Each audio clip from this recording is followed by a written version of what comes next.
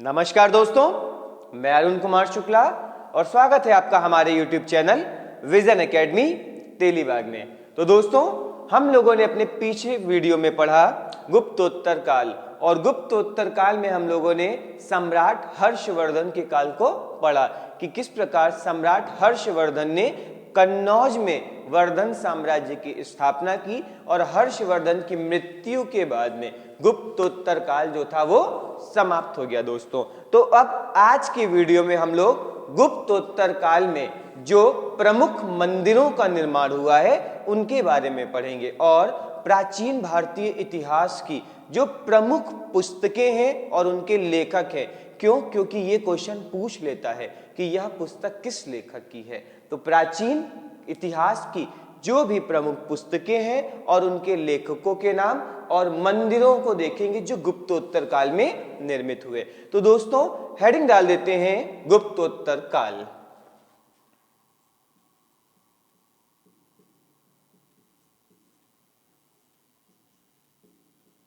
और अगर इस गुप्तोत्तर काल को देखा जाए तो ये एंशिएंट हिस्ट्री का ही टॉपिक है।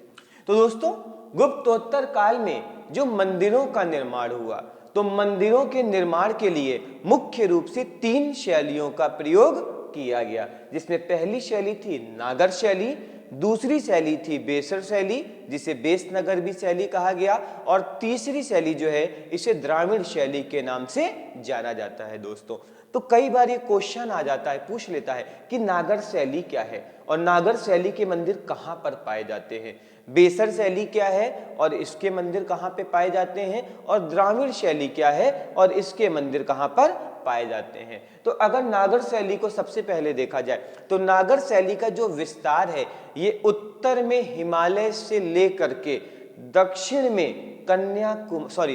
में विंध्याचल पर्वतमाला तक पाया जाता है। तो सबसे पहले देखेंगे नागर शैली, तो लिख लेंगे प्राचीन इतिहास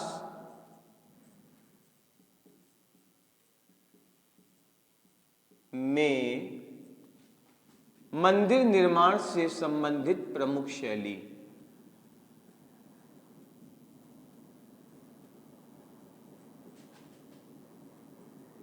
मंदिर निर्माण से संबंधित प्रमुख शैली। और मैंने आपको बताया कि प्राचीन भारतीय इतिहास में मंदिरों का निर्माण 3 शैलियों में किया गया है, जिसमें पहली शैली का नाम है नागर शैली। पहली शैली है नागर शैली। तो नागर शैली के जो मंदिर हैं, नागर शैली के जो मंदिर हैं, अगर इन्हें देखा जाए तो ये उत्तर में हिमालय से, तो लिख लेंगे हिमालय पर्वत से लेकर कहां तक, विंध्याचल पर्वत तक।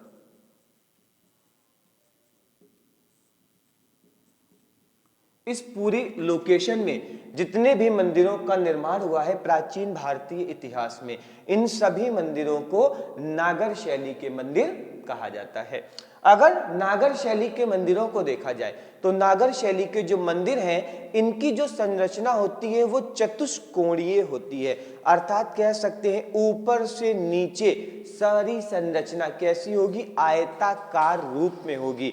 मंदिर के मध्य में एक गर्भ होता है और उसी गर्भ में मूर्ति का निर्माण किया जाता था, और सर्वोच्च अर्थात ऊपर की ओर शिखर जो होता था वो वक्राकार होता था। मंदिर के चारों ओर पदार्पण करने के लिए मार्ग होता था, अर्थात परिक्रमा का मार्ग होता था।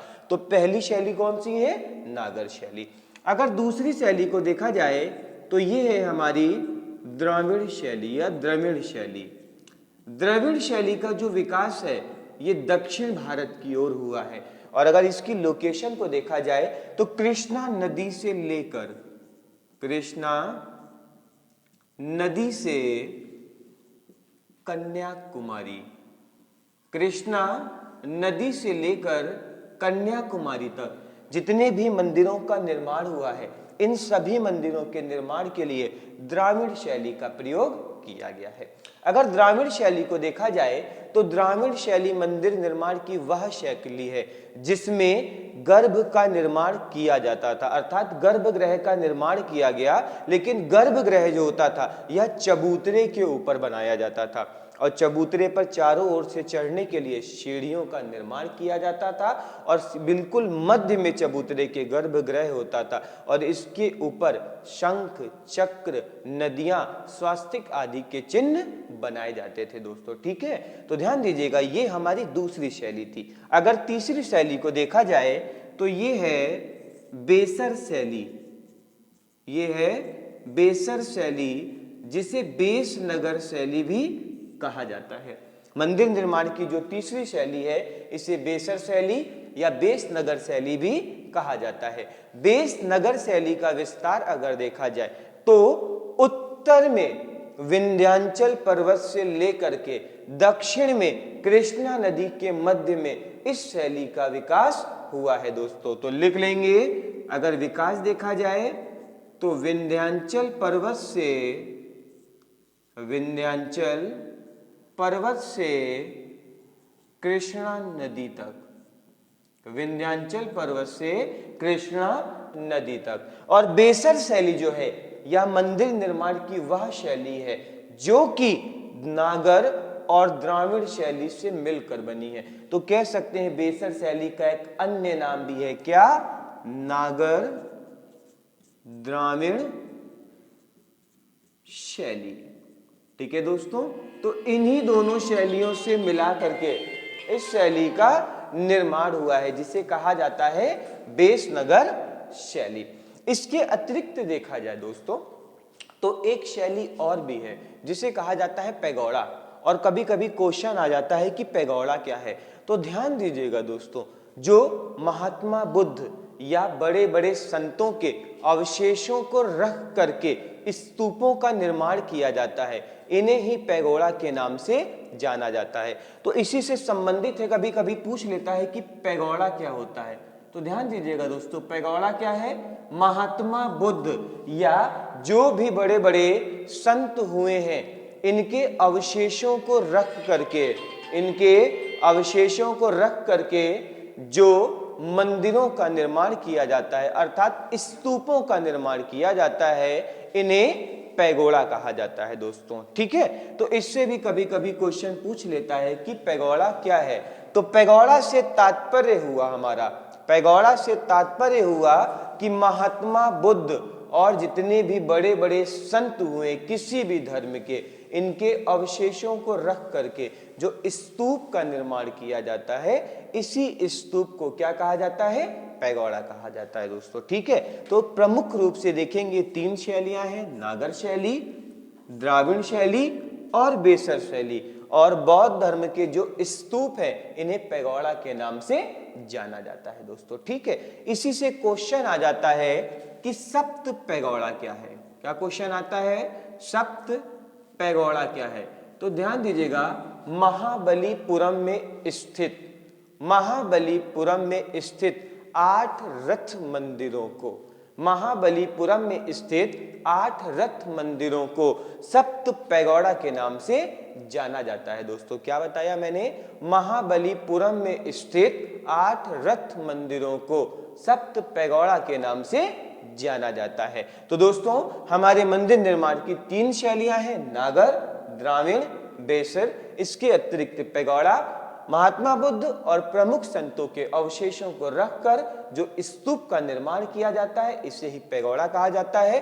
और सप्त पैगोड़ा से तात्पर्य महाबलीपुरम में स्थित 8 रथ मंदिरों से है। ठीक है, अब हम लोग दोस्तों गुप्तोत्तर काल में निर्मित प्रमुख मंदिरों को, उनके निर्माणकर्ता को व उनकी शैलियों को देखेंगे। इससे क्वेश्चन कई बार पूछ लेता है, जैसे लिंगराज मंदिर किस शैली में निर्मित है और इसका निर्माणकर्ता कौन है, अर्थात किस राजा के द्वारा इसका निर्माण किया गया और वह किस वंश से संबंधित है दोस्तों। तो हेडिंग डालते हैं, गुप्तोत्तर काल में निर्मित प्रमुख मंदिर, शैली और उसके निर्माणकर्ता। हेडिंग डाल दीजिए।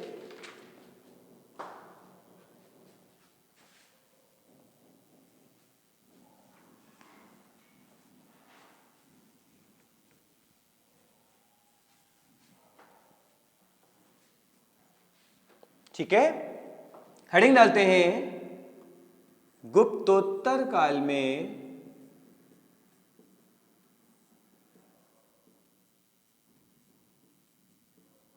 निर्मित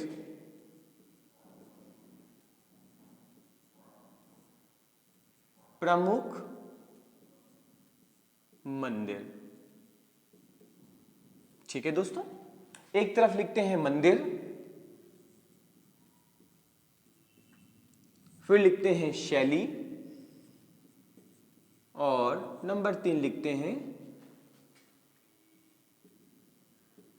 स्थापत्य करता, या सबसे बेटर रहेगा लिख लेंगे निर्माण करता।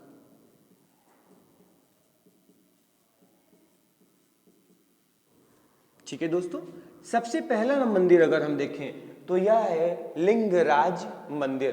क्या नाम है दोस्तों? लिंगराज मंदिर, जो कि उड़ीसा की राजधानी भुवनेश्वर में स्थित है। तो पहला मंदिर दोस्तों हम लोग देखेंगे भुवनेश्वर उड़ीसा का लिंगराज मंदिर, जो कि नागर शैली में निर्मित है। तो पहला मंदिर मैंने आपसे कौन बताया? उड़ीसा का भुवनेश्वर में स्थित लिंगराज मंदिर, जो कि नागर शैली में निर्मित है, और इसका निर्माण ययाति वर्मन ने कराया था। तो लिख लेंगे ययाति वर्मन केसरी ने करवाया था। दोस्तों लिखेंगे पहला लिंगराज मंदिर कहां पर स्थित है दोस्तों? भुवनेश्वर उड़ीसा। ये उड़ीसा की राजधानी है दोस्तों भुवनेश्वर। अगर शैली देखा जाए तो शैली कौन सी है इसकी? नागर शैली। शैली कौन सी है? नागर शैली।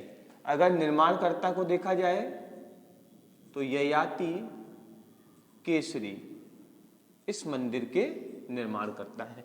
पहला मंदिर भुवनेश्वर का लिंगराज मंदिर, जो कि नागर शैली से संबंधित है, और इसके निर्माण करता है ययाति केसरी। अगर दूसरा मंदिर देखा जाए तो ये है पुरी का जगन्नाथ मंदिर, जो कि उड़ीसा के पुरी में स्थित है। तो लिख लेंगे पुरी का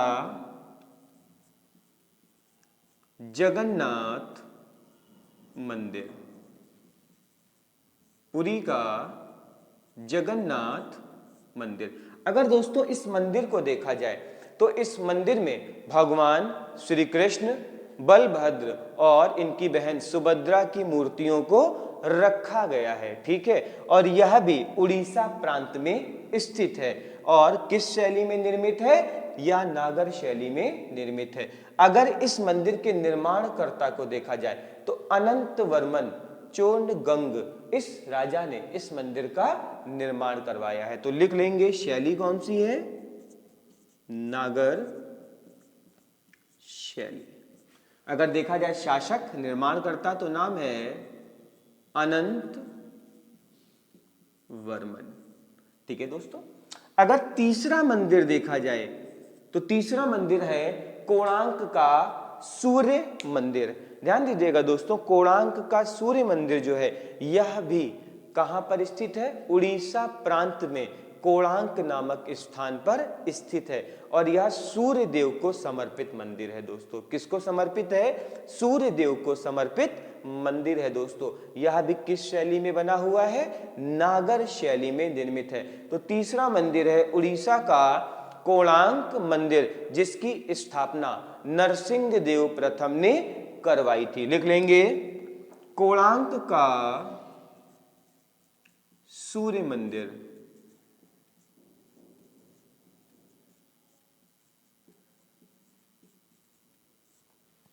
कोणार्क का सूर्य मंदिर। शैली अगर देखेंगे तो नागर शैली। अगर देखा जाए तो संस्थापक कौन है? नरसिंह देव प्रथम, और ये गंग वंश के शासक थे। अगर चौथा देखा जाए तो ये है आपका खजुराहो टेम्पल, जो कि मध्य प्रदेश के छतरपुर जिले में स्थित है। तो मध्य प्रदेश के छतरपुर जिले में स्थित खजुराहो मंदिरों का निर्माण चंदेल शासकों ने करवाया था। यहाँ पर जैन धर्म व विष्णु अर्थात वैष्णव धर्म के मंदिर हैं। अगर इतिहासकारों के अनुसार देखा जाए तो रघुवंश महाकाव्य के अनुसार खजुराहो वही स्थान है जहां पर पार्वती व महादेव का विवाह हुआ था। तो नंबर 4 लिखते हैं खजुराहो का मंदिर।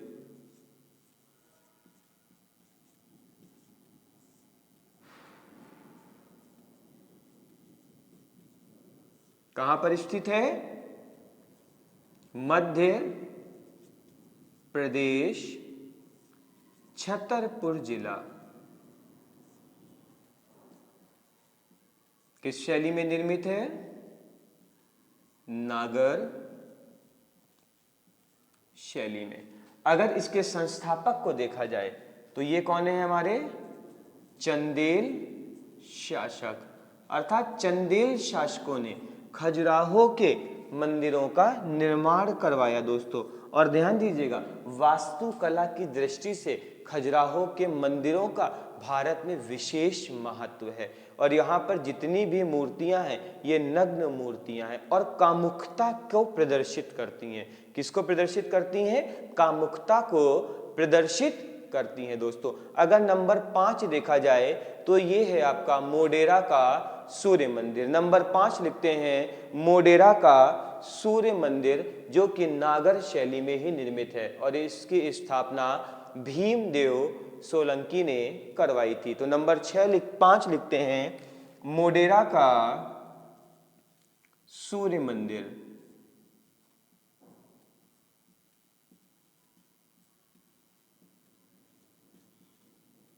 किस शैली में निर्मित है? नागर शैली में। अगर संस्थापक देखा जाए तो भीमदेव सोलंकी।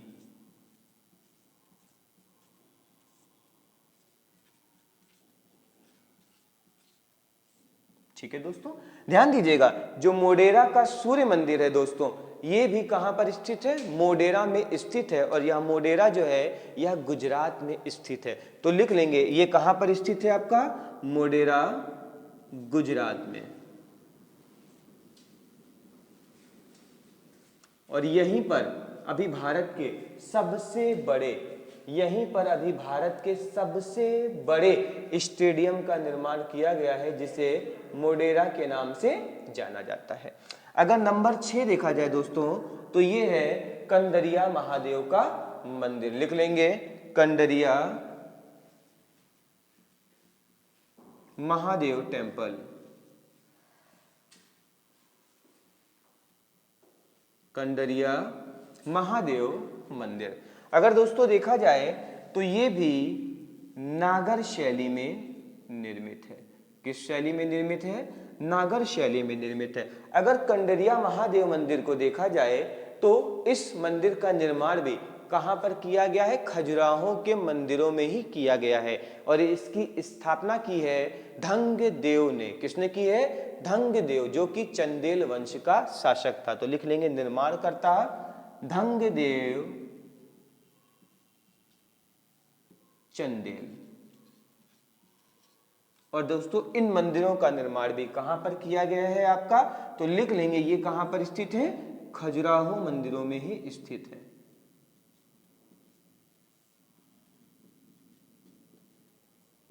ठीक है दोस्तों, अगर नंबर 7 मंदिर देखा जाए तो ये है आपके दिलवाड़ा के जैन मंदिर। ये है आपके दिलवाड़ा के जैन मंदिर, जो कि राजस्थान के माउंट आबू में निर्मित हैं और ये नागर शैली में निर्मित हैं और इनकी स्थापना चालुक्य शासकों ने करवाई थी।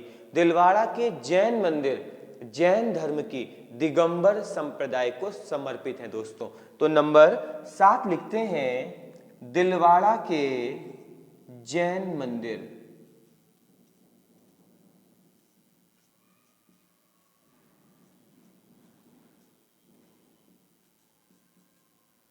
ठीक है दोस्तों, कहां पर स्थित है ये? माउंट आबू। और माउंट आबू कहां पे है? राजस्थान।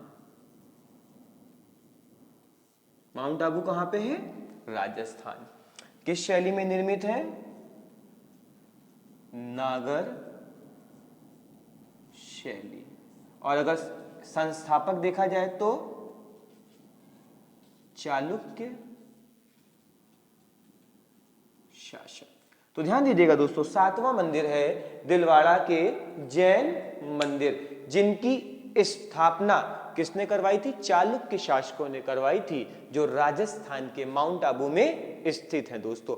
अगर नेक्स्ट मंदिर देखा जाए दोस्तों, जो नागर शैली में निर्मित है और भारत के प्रसिद्ध मंदिरों में है, तो दोस्तों यह अगर नंबर 8 यहां पर देखा जाए नागर शैली का मंदिर, तो ये है आपका सोमनाथ टेम्पल।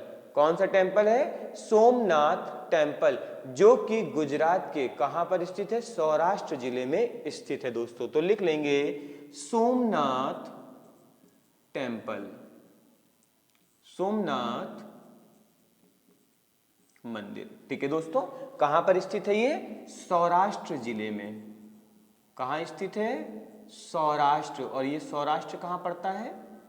गुजरात। शैली कौन सी है दोस्तों इसकी? नागर शैली। ध्यान दीजिएगा दोस्तों, आपने पढ़ा होगा जब भारत पे मुस्लिमों का आक्रमण हुआ और इस मुस्लिमों के क्रम में भारत पर जब दूसरा मुस्लिम आक्रमण हुआ और आक्रमणकारी का नाम था महमूद गजनवी, तो महमूद गजनवी ने 1025 ईस्वी में सौराष्ट्र के सोमनाथ टेम्पल पर आक्रमण किया और मंदिर में जो शिवलिंग रखी थी इसे क्षतिग्रस्त कर दिया, पूरी तरीके से नष्ट कर दिया और सोमनाथ टेम्पल को लूट लिया। आधुनिक समय में जब भारत में सरदार वल्लभ भाई पटेल आए, तो वल्लभ भाई पटेल ने इस मंदिर का जीर्णोद्धार करवाया और 1955 में भारत के प्रथम राष्ट्रपति डॉक्टर राजेंद्र प्रसाद ने इसे राष्ट्र के नाम पे समर्पित किया। तो दोस्तों यहां पे लिख लेंगे मंदिर का पुनर्निर्माण, मंदिर का पुनर्निर्माण सरदार वल्लभ भाई पटेल द्वारा, वल्लभ भाई पटेल द्वारा 1955 में राजेंद्र प्रसाद द्वारा, ये पहले राष्ट्रपति के पद पर थे, राजेंद्र प्रसाद द्वारा राष्ट्र को समर्पित, राष्ट्र को समर्पित। तो दोस्तों ये थे भारत के प्रमुख मंदिर जिनका निर्माण नागर शैली में किया गया था। अब दूसरा देखेंगे दोस्तों हम लोग कि बेस नगर शैली में भारत के किन किन प्रमुख मंदिरों का निर्माण किया गया है। तो इसमें हम लोग देखेंगे कैलाश मंदिर, दशावतार मंदिर, एलिफेंटा के मंदिर, जो कि प्रमुख मंदिर हैं जिनका निर्माण बेसर शैली में किया गया है। तो कैलाश मंदिरों को अगर देखा जाए तो ये महाराष्ट्र में औरंगाबाद जिले में स्थित हैं तथा इसकी स्थापना राष्ट्रकूट शासक कृष्ण प्रथम ने की थी दोस्तों। तो पहला लिखेंगे कैलाश मंदिर एलोरा, तो हेडिंग डाल देंगे दोस्तों इसके बाद में बेसर शैली में निर्मित।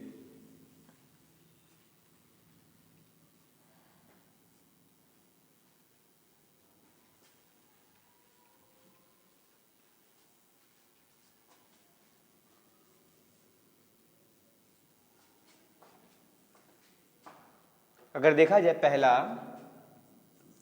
तो कैलाश मंदिर एलोरा, कहां पर स्थित है ये? महाराष्ट्र। किस शैली में निर्मित है दोस्तों ये? बेसर शैली में स्थित है। किस शैली में स्थित है? बेसर शैली में स्थित है। और अगर इसके निर्माणकर्ता को देखा जाए तो ये है आपका कृष्ण प्रथम, जो कि राष्ट्रकूट शासक है। कैसा शासक है? राष्ट्रकूट शासक है। नेक्स्ट अगर देखा जाए दोस्तों नंबर 2, तो ये है आपका दोस्तों देवगढ़ झांसी का दशावतार टेम्पल। तो लिख लेंगे देवगढ़ झांसी का, देवगढ़ झांसी का दशावतार मंदिर। यह विष्णु भगवान के जो 10 अवतार हुए हैं उनसे संबंधित है और यहाँ विष्णु भगवान की शेष सैया पर लेटी हुई प्रतिमा को दिखाया गया है। किस शैली में निर्मित है दोस्तों? ये भी बेसर शैली में निर्मित है और अगर इसका निर्माण देखा जाए तो ये गुप्त शासकों ने करवाया। तो लिख लेंगे दोस्तों, निर्माणकर्ता कौन है? गुप्त शासक। अगर बेसर शैली का तीसरा प्रमुख मंदिर देखा जाए दोस्तों तो ये है आपका एलिफेंटा का गुहा मंदिर, जो कि बंबई में स्थित है दोस्तों। तो लिख लेंगे नंबर 3, एलिफेंटा के गुहा मंदिर।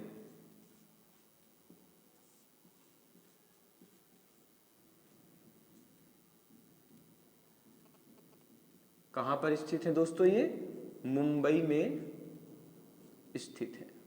किस शैली में निर्मित है? बेसर शैली में। किस शैली में निर्मित है? बेसर शैली में। और अगर इनकी स्थापना भी देखी जाए तो ये राष्ट्रकूट शासकों ने करवाई है। तो राष्ट्रकूट शासकों ने ही पहले मंदिर अर्थात कैलाश मंदिरों का निर्माण करवाया और अगर देखा जाए तो दूसरे एलिफेंटा के गुहा मंदिरों का निर्माण करवाया। दोस्तों भारत में मुख्य रूप से कह सकते हैं 3 ही ऐसे मंदिर हैं जहां पर बेसर शैली को पूरी तरीके से उत्कीर्ण किया गया है। नेक्स्ट हेडिंग डाल दीजिएगा, द्राविड़ शैली, अर्थात भारत के वे कौन कौन से प्रमुख मंदिर हैं जिनका निर्माण द्राविड़ शैली में किया गया है। तो दोस्तों अगर इसमें पहला देखा जाए तो यह है आपका मामल्लपुरम का मंदिर, जो कि तमिलनाडु में स्थित है। दोस्तों कहां पर स्थित है? तमिलनाडु में स्थित है, द्राविड़ शैली में है और इसका निर्माण पल्लव वंशी राजाओं के द्वारा करवाया गया था। तो पहला डालेंगे दोस्तों कौन सा? मामल्लपुरम का मंदिर।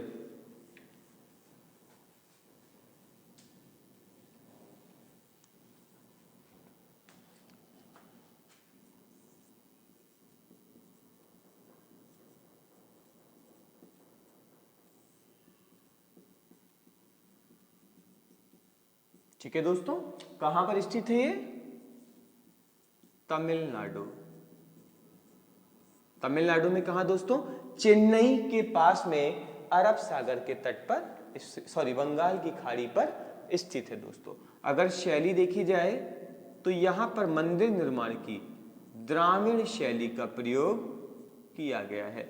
अगर इसके निर्माणकर्ता को देखा जाए तो ये हैं आपके पल्लव वंशी, अर्थात पल्लव वंश के शासकों के द्वारा इस मंदिर का निर्माण किया गया है। अगर दोस्तों दूसरा मंदिर देखा जाए जो कि आपका किस शैली में निर्मित है? द्राविड़ शैली में निर्मित है। तो दोस्तों ये है हमारा बैकुंठ पेरुमल मंदिर। कौन सा मंदिर है? बैकुंठ पेरुमल मंदिर, जो कि द्राविड़ शैली में निर्मित है। लिख लेंगे, और इसकी स्थापना नंदीवर्मन ने करवाई थी। लिख लेंगे, बैकुंठ पेरुमल मंदिर किस शैली में निर्मित है? द्राविड़ शैली। और अगर निर्माणकर्ता देखा जाए तो ये कौन थे आपके? नंदी वर्मन। ठीक है दोस्तों, अगर नंबर तीसरा देखा जाए जो मंदिर द्राविड़ शैली में निर्मित करवाया गया है तो इसका नाम है बृहदेश्वर मंदिर, जो कि तमिलनाडु के तंजौर जिले में स्थित है और इसकी स्थापना राजा राम चोल ने की थी दोस्तों। तो लिख लेंगे, तंजौर का बृहदेश्वर मंदिर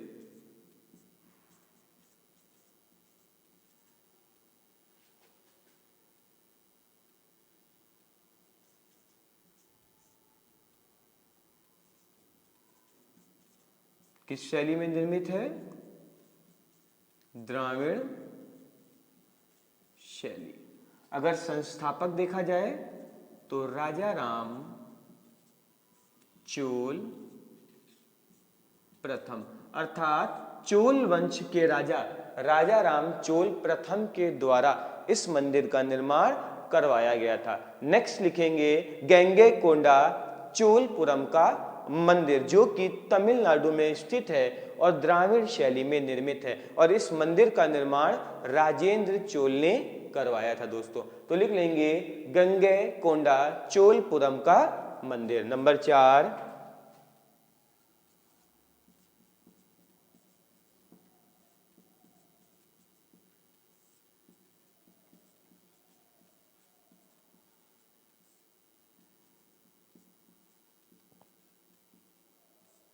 किस शैली में निर्मित है? द्राविड़ शैली। और अगर इसके निर्माणकर्ता देखा जाए तो राजेंद्र चोल। तो दोस्तों ये थे हमारे प्रमुख मंदिर जो कि नागर शैली, बेसर शैली और द्राविड़ शैली में लिखे गए थे। अब इसके अतिरिक्त दोस्तों हम देखेंगे प्राचीन भारतीय इतिहास की प्रमुख पुस्तकें और उनके लेखक। तो हेडिंग डालते हैं प्राचीन भारतीय इतिहास की प्रमुख पुस्तकें और उनके लेखक या रचनाकार।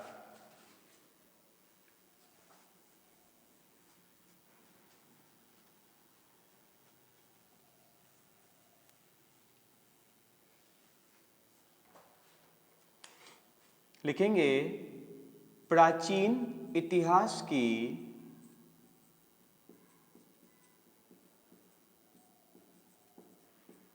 प्रमुख पुस्तकें व लेखक। एक तरफ दोस्तों डाल देते हैं हम लोग लेखक का नाम और एक तरफ लिखते हैं पुस्तक का नाम। देखिए दोस्तों, किसी भी इतिहास को जानने का सर्वोत्तम तरीका होता है जो वहां का लिखित संग्रह होता है, और लिखित संग्रह जो होता है इसके द्वारा राजा, महाराजा, साम्राज्य या वंश के बारे में पूर्णतः जानकारी प्राप्त हो सकती है। तो इस संदर्भ में पहली पुस्तक हम देखेंगे दोस्तों भास की स्वप्नवास वदत्तम। लिख लेंगे भास लेखक का नाम है और इनकी पुस्तक का नाम है स्वप्नवास वदत्तम। लिख लेंगे दोस्तों भास और पुस्तक का नाम है स्वप्नवास वदत्तम। ठीक है दोस्तों, अगर प्राचीन भारतीय इतिहास की दूसरी प्रमुख पुस्तक देखी जाए तो यह पतंजलि के द्वारा लिखी गई है और पुस्तक का नाम है महाभाष्य। तो लिख लेंगे नंबर 2 पतंजलि लेखक और पुस्तक का नाम महाभाष्य। लेखक का नाम पतंजलि और पुस्तक का नाम है महाभाष्य। अगर पतंजलि को देखा जाए दोस्तों तो ये शुंग कालीन थे और पुष्पमुत्र शुंग के आपके प्रधान पुरोहित थे पतंजलि, और इन्होंने अपनी पुस्तक लिखी महाभाष्य जो कि पाणिनि की अष्टाध्यायी पर लिखी गई थी। अगर नंबर 3 पुस्तक देखी जाए तो ये है चरक के द्वारा लिखी गई। चरक जो था दोस्तों ये कुषाण वंश का एक वैद्य था और इसने एक पुस्तक लिखी थी जिसका नाम था चरक संहिता, जिसमें चिकित्सा विज्ञान से संबंधित चीजों को दर्शाया गया है। तो तीसरी पुस्तक है चरक के द्वारा लिखी गई चरक संहिता, और ये क्वेश्चन कई बार आया है कि चरक संहिता का निर्माण किस काल में किया गया। तो लिख लेंगे कुषाण कालीन दोस्तों। नंबर 3 लिखेंगे चरक की चरक संहिता, और दोस्तों ये कब लिखी गई है? कुषाण वंश की है दोस्तों, या लिख लेंगे इससे ज्यादा सही रहेगा, लिख लें कुषाण कालीन। अगर चौथा राइटर देखा जाए दोस्तों तो इसका नाम है हाल और इसने पुस्तक लिखी गाथा सप्तशती जो कि प्राकृत भाषा में लिखी गई है दोस्तों। तो चौथी पुस्तक हम लोग देखेंगे हाल के द्वारा लिखी गई गाथा सप्तशती दोस्तों। तो चौथी लिखेंगे हाल और पुस्तक का नाम है गाथा सप्तशती और इस पुस्तक का निर्माण प्राकृत भाषा में किया गया है। अगर पांचवी देखी जाए दोस्तों तो ये भरत मुनि के द्वारा लिखी गई पुस्तक है और इसका नाम है नाट्य शास्त्र।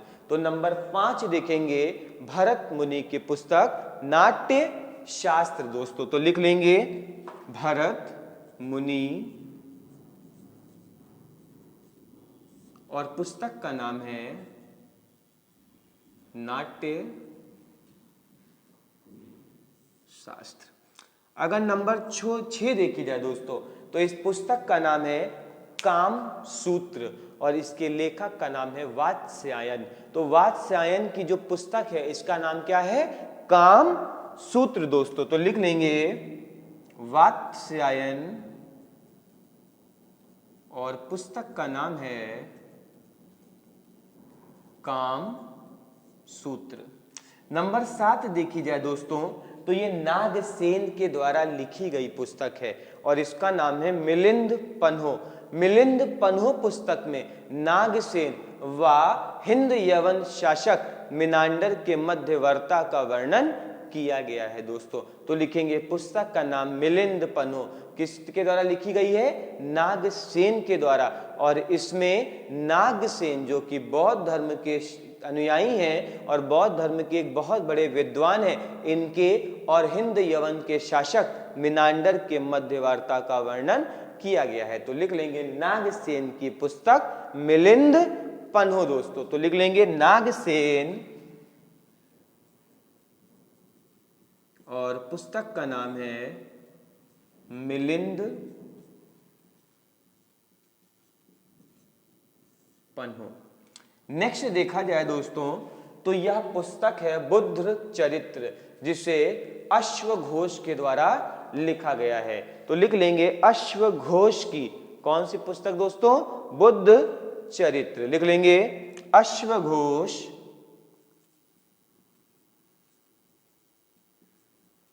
और पुस्तक का नाम है बुद्ध चरित्र। नेक्स्ट अगर देखा जाए दोस्तों तो जिस समय भारत में कुषाण वंश का शासन था और शासक था कनिष्क। कनिष्क ने बौद्ध धर्म को लेकर के काफी कार्य किए और अंतिम बौद्ध संगीति इसी के शासनकाल में कश्मीर के कुंडल वन में की गई थी। कनिष्क के दरबार में एक विद्वान रहता था जिसका नाम था नागार्जुन और नागार्जुन को प्राचीन भारतीय इतिहास का एल्बर्ट आइंस्टीन व भारत का मार्टिन लूथर किंग भी कहा जाता है। और इन्होंने एक पुस्तक लिखी जिसका नाम था माध्यमिका रिका सूत्र दोस्तों। तो लिख लेंगे नंबर 9 नागार्जुन की माध्यमिका रिका दोस्तों। लिख लेंगे नागार्जुन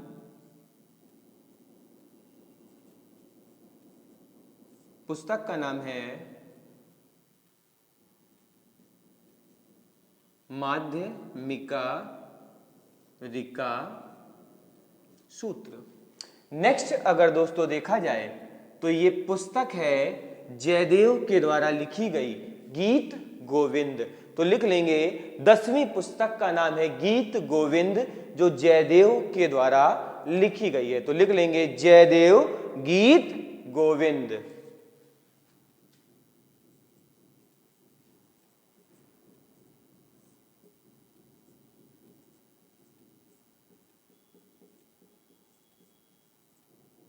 ठीक है दोस्तों।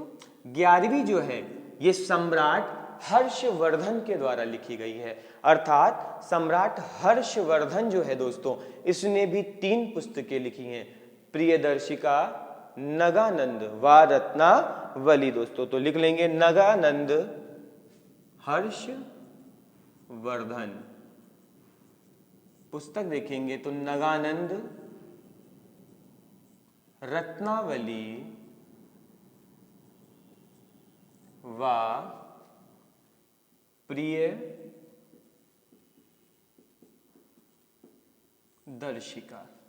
नंबर 12 देखा जाए दोस्तों तो ये हर्षवर्धन के जो दरबारी कवि थे बाण भट्ट, इनके द्वारा लिखी गई पुस्तक है जिसका नाम है हर्ष चरित्र दोस्तों। तो लिख लेंगे हर्ष चरित्र बाण भट्ट।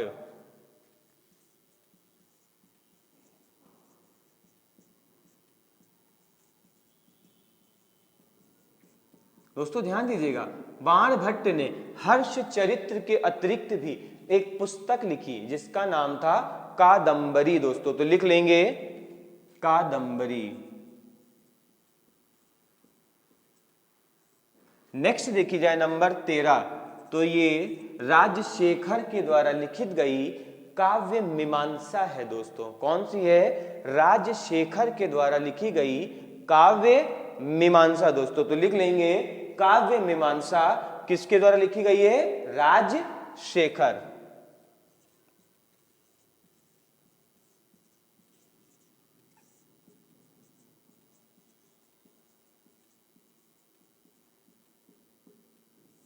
नंबर 14 देखा जाए दोस्तों तो ये विदेशी राइटर प्लिनी के द्वारा लिखी गई है जिसका नाम है नेचुरल हिस्ट्री या नेचुरल हिस्टोरिका दोस्तों। तो लिख लेंगे प्लिनी, पुस्तक का नाम है नेचुरल हिस्ट्री दोस्तों। तो लिख लेंगे प्लिनी, पुस्तक का नाम है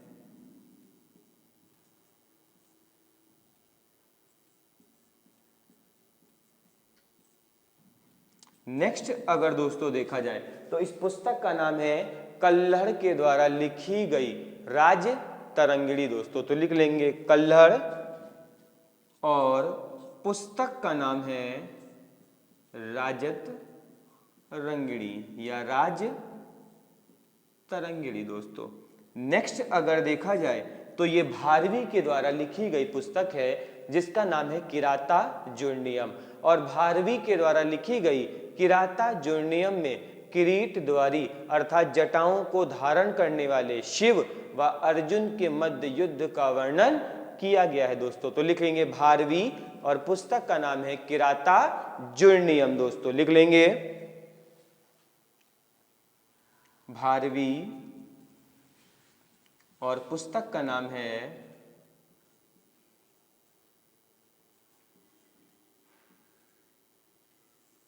किराता जुर्नियम। नंबर 17वां देखा जाए दोस्तों तो ये धनपाल के द्वारा लिखी गई पुस्तक है जिसका नाम है तिलक मंजरी। तो लिख लेंगे लेखक का नाम है धनपाल और पुस्तक का नाम है तिलक मंजरी। तो धनपाल के द्वारा लिखित पुस्तक तिलक मंजरी और यह भी प्राचीन भारतीय इतिहास की एक प्रमुख पुस्तक है दोस्तों। लिख लेंगे धनपाल और पुस्तक का नाम है तिलक मंजरी। नंबर 18 देखा जाए दोस्तों तो ये अमर सिंह के द्वारा लिखी गई पुस्तक है जिसका नाम है अमर कोश। तो ध्यान दीजिएगा, अमर सिंह ने एक पुस्तक लिखी जिसका नाम है अमर कोश और अमर सिंह जो थे ये चंद्रगुप्त विक्रमादित्य से संबंधित थे। तो लिखेंगे अमर सिंह और पुस्तक का नाम है अमर कोश। नेक्स्ट अगर पुस्तक देखी जाए तो इसका नाम है पृथ्वीराज रासो और इसके रचनाकार का नाम है चंद्र बरदाई। चंद्र बरदाई दरबारी कवि थे किसके? पृथ्वीराज चौहान के। और इस पुस्तक में इन्होंने चंद्र बरदाई ने पृथ्वीराज रासो में पृथ्वीराज चौहान की वीरता का वर्णन किया है दोस्तों। और ध्यान दीजिएगा यह प्रमुख रासो ग्रंथ है। तो लिख लेंगे चंद्र बरदाई और पुस्तक का नाम है पृथ्वी राज रासो। नेक्स्ट पुस्तक देखी जाए दोस्तों तो ये पंडित विष्णु शर्मा के द्वारा लिखी गई है जिसका नाम है पंचतंत्र दोस्तों। तो लिख लेंगे पंडित विष्णु शर्मा की पंचतंत्र।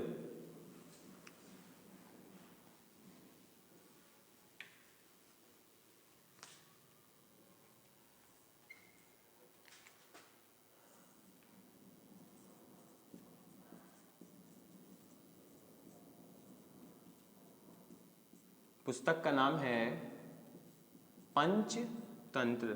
अगर नेक्स्ट पुस्तक देखी जाए दोस्तों तो इसका नाम है हितोपदेश और यह नारायण भट्ट के द्वारा लिखी गई है दोस्तों। तो लिख लेंगे नारायण भट्ट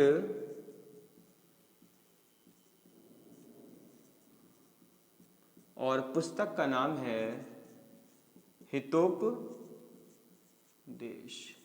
नेक्स्ट पुस्तक देखी जाए दोस्तों तो यह गुणाढ्य के द्वारा लिखी गई है और जिसका नाम है बृहद कथा। तो गुणाढ्य के द्वारा लिखी गई बृहद कथा नेक्स्ट पुस्तक है दोस्तों। लिख लेंगे गुणाढ्य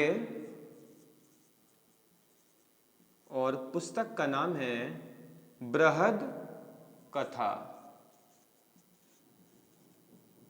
नेक्स्ट पुस्तक देखी जाए दोस्तों तो इसकी रचनाकार है क्षेमेंद्र और पुस्तक का नाम है बृहद कथा मंजरी। तो लिख लेंगे क्षेमेंद्र और पुस्तक का नाम है बृहद कथा मंजरी दोस्तों। लिख लेंगे।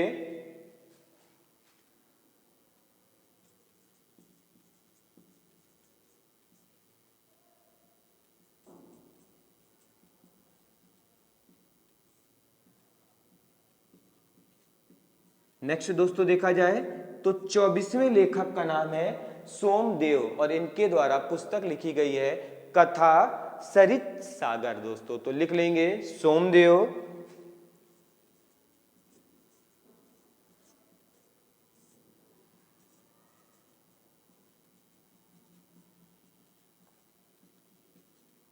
कथा सरित सागर। अगर नंबर 25वां देखा जाए दोस्तों तो ये है आपके रस खान और इनकी पुस्तक का नाम है प्रेम वाटिका दोस्तों। लिख लेंगे रस खान और पुस्तक का नाम है प्रेम वाटिका। नेक्स्ट अगर दोस्तों देखें तो इनका नाम है कामंदक। क्या नाम है दोस्तों? कामंदक और पुस्तक का नाम है नीति सार।